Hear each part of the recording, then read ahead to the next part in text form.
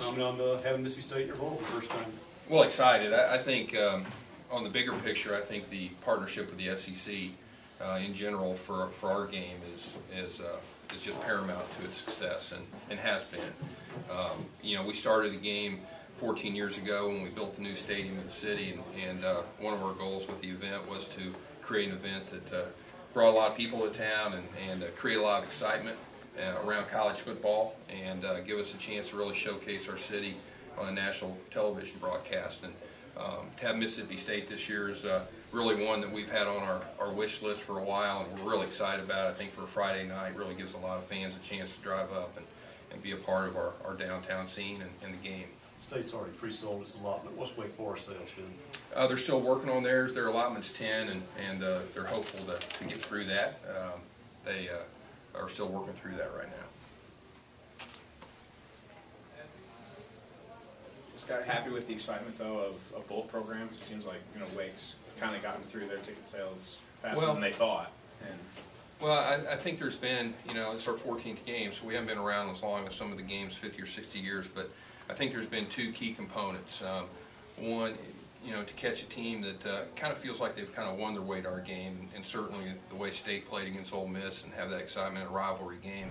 And at the same time, you know, teams that haven't been there before. And I think their fans enjoy Nashville, Music City. It's not only around the Christmas decorations, but the music themes and our New Year's Eve party and things like that.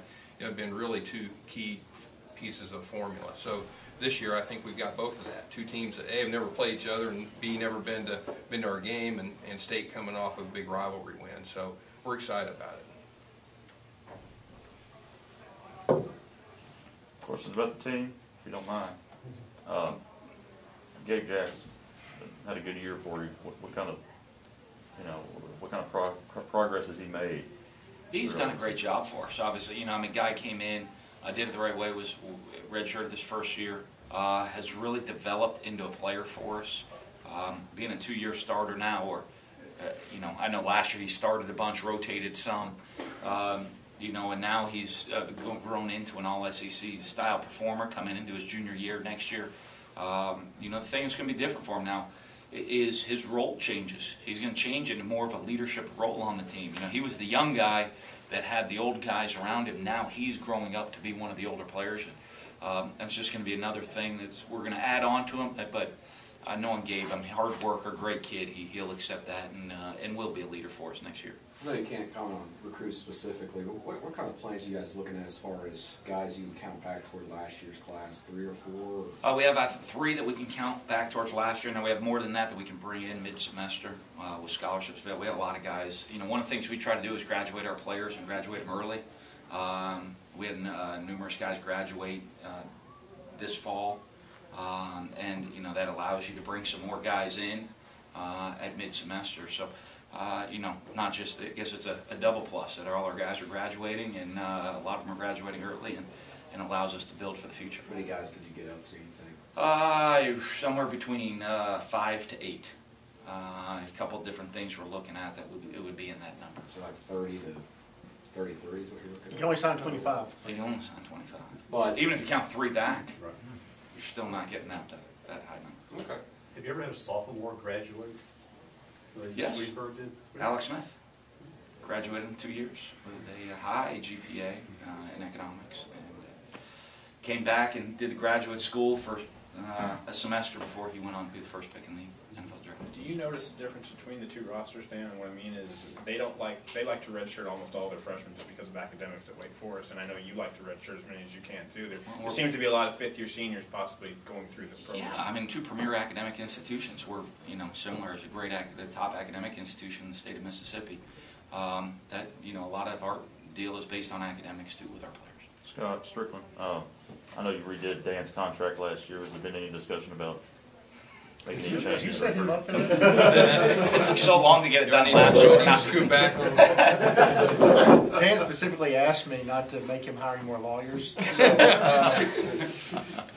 I want to be true to that. Obviously, Dan's done a great job, and you know, I think we landed in a good spot last year with those conversations, and we'll probably have a conversation here soon about making sure we get him pushed back out as far as the state will allow.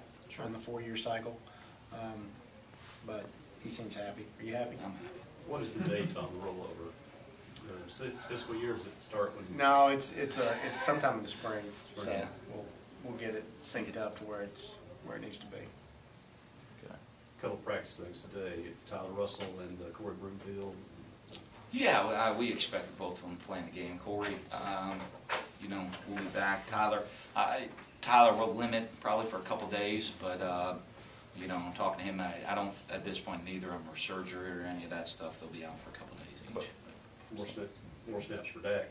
Yeah, you know, it'll get him some snaps and you know, just force us to keep improving. And you know, that's what this is about with Saturday.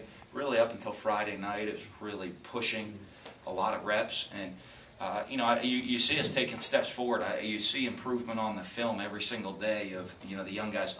And maybe not big steps getting a lot better, but you see a much better understanding of what we're trying to get done. And you know, fortunately, we've been able to get a lot of reps the last couple of days. We'll continue to do that, and then Saturday we'll start to get into game week mode. What about How's Brandon Archie? Evans? Yeah, how's Brandon Evans? Where's he? Brandon's got a couple personal issues he's dealing with right now, but we expect him to play in the game. Archie is he Archie ACL.